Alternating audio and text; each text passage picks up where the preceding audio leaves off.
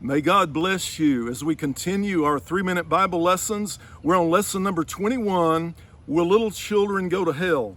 So with that in mind, turn to Matthew chapter 13, verse 49.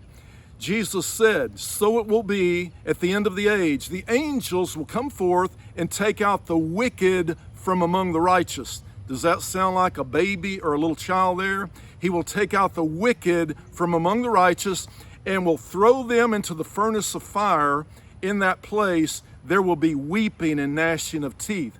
Neither Jesus nor any apostle ever taught whatsoever that a little baby or child would go to that place of fire and punishment.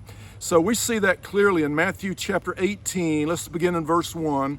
It says, "At that time the disciples came to Jesus and said, 'Who then is the greatest in the kingdom of heaven?'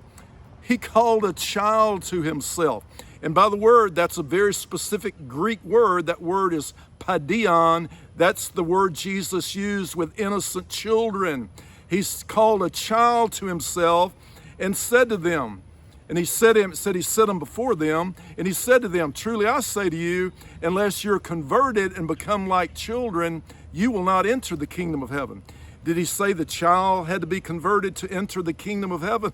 No, he said the child was already the greatest in the kingdom of heaven. He said the older ones, those accountable of sin, they had to be converted. They had to repent and turn from their sin, not the child. And so Jesus clearly taught the innocence of little children and babies. Now, of course, a little child can follow Jesus, love Jesus, learn about Jesus, but don't ever put the weight of hell over a little child's head.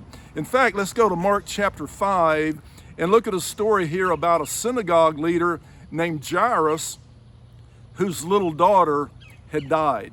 And so we'll pick up the story in Mark chapter 5, verse 39. Jesus went to Jairus' house, and it says, "And entering in, he said to them, why make a commotion and weep?